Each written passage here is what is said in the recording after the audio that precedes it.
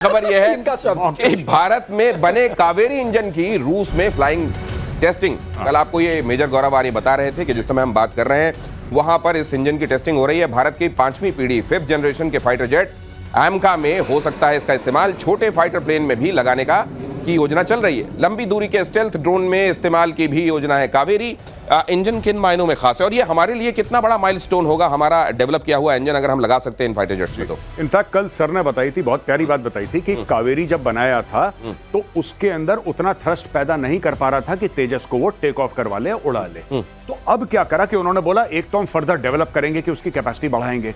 दूसरा, फ्रांस की एक कंपनी है साफरान जो कि इंजन बनाती है, राफेल में भी साफरान के इंजन लगे हैं। उस कंपनी को यह बोला था कि साहब आप भारत में आके को प्रोड्यूस करिए और 100% ट्रांसफर ऑफ टेक्नोलॉजी दीजिए। और तीसरी चीज जो यूकैव है, यूकैव जिसका नाम घातक है, घातक में वो कावेरी का इंजन लगाया जा रहा है जिसमें कि जाहिर सी बात है पायलट नहीं, उसमें पायलट नहीं है, उसमें स्टेल्थ के फीचर्स डाले जा रहे हैं और वो ऑटोनोमस है, वो उड़ेगा यूजिंग आर्टिफिशियल इंटेलिजेंस, कंट्रोल करा जाएगा और पाकिस्तान में जाएगा। मैं ये भी सुन रहा हूं पीके श्रीवास्तव सर कि ये कावेरी को लेकर और अचानक एमका को लेकर भारत के इस कदम से रशिया और अमेरिका भी सरप्राइज्ड है। नहीं, सरप्राइज नहीं है, उनको ये पता था कि हम ऐसा करेंगे। अच्छा। लेकिन जिस मौके पर कर रहे हैं और जिस तेजी से कर रहे हैं और जो गति आई है उससे surprise. Speed and scale, speed and scale. Okay, speed and scale थोड़ा सा मैं बता दूं आपको। कावेरी जो है एक तरीके से उसने हमारे लिए इकोसिस्टम क्रिएट किया इंजन पार्ट्स का, इंजन कंपोनेंट्स का। क्योंकि किसी एक इंजन में just to tell you there are about 3000 plus parts.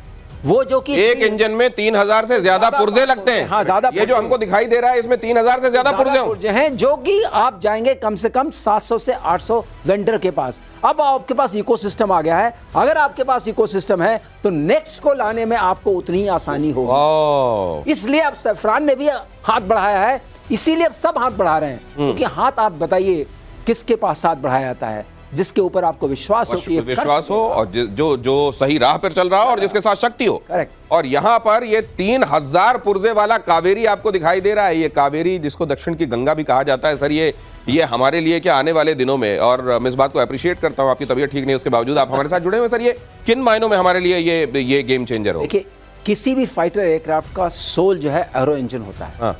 और एरो इंजन इस दुनिया में कुछ ही देश बनाते हैं जो जाने जाते हैं। एरो इंजन, एरो इंजन, ये एरो इंजन है। एरो इंजन मींस क्या हुआ सर? एयरक्राफ्ट का engine. Aircraft engine, okay. Arrow engine, okay. Aircraft का इंजन जो फ्लाई कर सकता है। कि जब भी किसी चीज से आप फ्लाई करते हैं तो उसके अंदर बहुत सारे टेस्ट आ जाते हैं। एक एग्जांपल मैं आपको देना चाहूंगा। अगर हम बनाते हैं अपने पास एमका, तो हमें 10,000 टेस्ट पॉइंट्स होते हैं, मतलब 10,000 टेस्ट हमें करने पड़ेंगे। 10,000 टेस्ट, 3000 पुर्जे, 10,000 टेस्ट, 700 से ज्यादा वेंडर।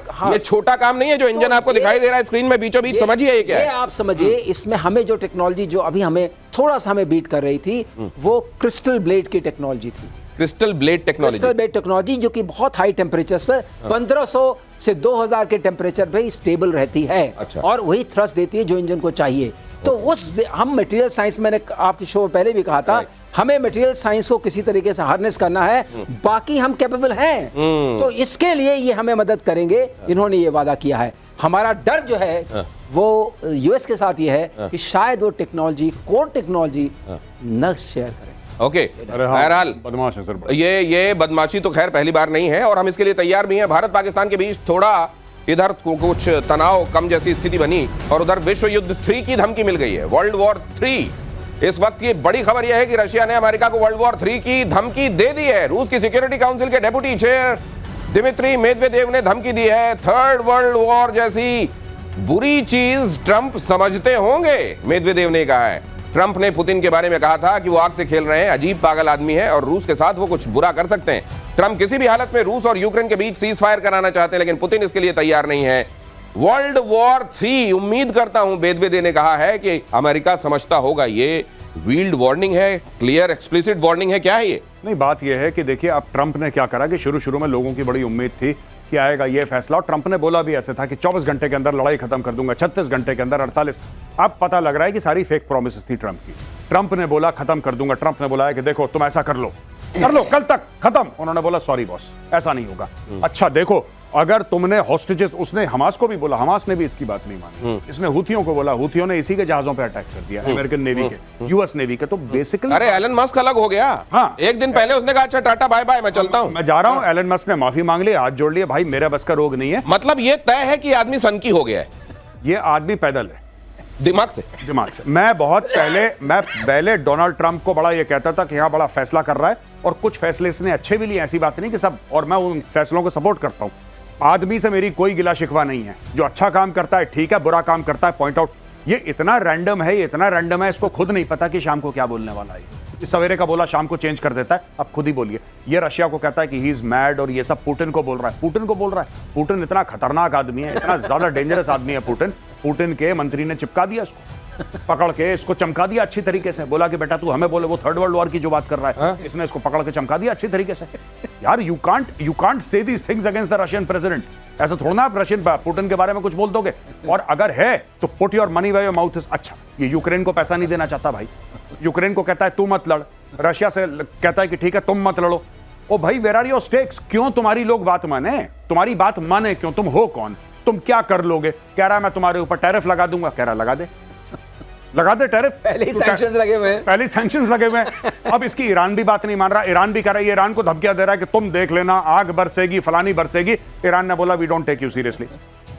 वहां पे भी तो कम थोड़ा ना बैठे ऊपर। ईरान ने एक और काम किया जी। है, पाकिस्तान को भी एक आईना दिखाया, आगे मैं बताने वाला हूं। जी। तीसरे विश्व युद्ध के लिए तैयार हो रहा है जापान। उत्तर कोरिया और चीन के मिसाइल परीक्षण से हलचल बढ़ गई है। जापान में ज्यादा से ज्यादा बंकर बनाने की योजनाएं चलने लगी हैं। अमेरिका, फिलीपींस और दक्षिण कोरिया के साथ संयुक्त सैन्य अभ्यास भी होने वाला है। ये कभी भी कुछ भी, ये इनमें से चिंगारी बड़ी हो सकती है सर। नहीं बिल्कुल, आप बिल्कुल ठीक बात कह रहे हैं।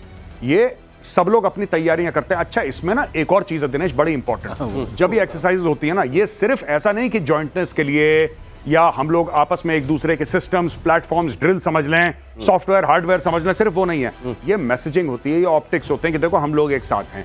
अगर एक से पंगा लिया यानी कि सबसे पंगा, ये हमारी कैपेबिलिटी है। तो दुनिया भर में ऑप्टिक्स अपनी बताते रहते हैं लोग, साहब ये हमारी कैपेबिलिटी है।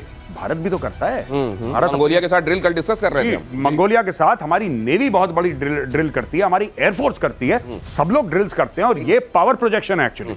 लेकिन सर दिनेश, इसमें एक और बात होती है, अगर टाइम है तो। जी प्लीज। वो बात ये होती है कि जो मिलिट्री इंडस्ट्रियल कॉम्प्लेक्स है, जो पॉलिटिकल इक्विलिब्रियम है, वो भी बड़ा एंजॉय करता है, क्योंकि आप जितना जहाज चलाएंगे उतने पुर्जे खत्म होंगे, उतने बिकेंगे, उतना फ्यूल चलेगा। वही मामला है।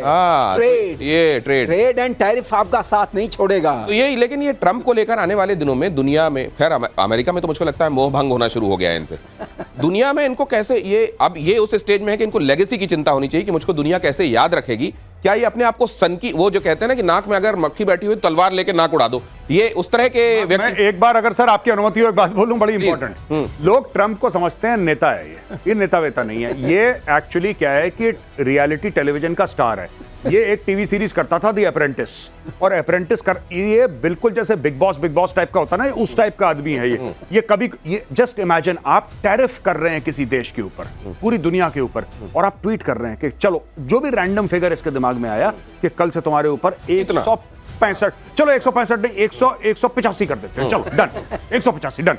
ये ऐसे डिसाइड होता है। शाम को कुछ और कर देता है। अच्छा बढ़ा दिया 250 तक, 250 बढ़ाने के बाद अगले दिन कहता है चलो वापस 10 पे ले आते हैं। 90 दिन, पूरी 90 दिन के लिए उसकी पूरी इकोनॉमी आपने गोल कर दी, और आप ये खेलता रहता है सबके साथ। इसलिए अमेरिकन भी इससे परेशान हो रहे हैं। लेकिन अब ये इसको कहते हैं क्या? लेकिन दिनेश मैं कह सकता हूं आपकी, चलो एक बात, अगर ट्रंप की नेटवर्थ देखिए इस पूरे सिस्टम में डबल हो गई है इस पीरियड में। ओ मतलब इस पागलपन का भी कुछ हासिल है, ऐसे नहीं है कि ये पागलपन रैंडमली किया जा रहा है। मैंने बोला ना टीवी स्टार है वो। ओ तो ये सबसे बड़ा टीवी एंकर ट्रंप है, सबसे बड़ा। This is how Trump is making America great again. आतंक के खिलाफ पीएम मोदी की स्ट्राइक। अगली खबर, पाकिस्तान सेना आतंकियों का सहारा लेती है। सेना ने आतंकियों को सिंदूर की शक्ति दिखाई।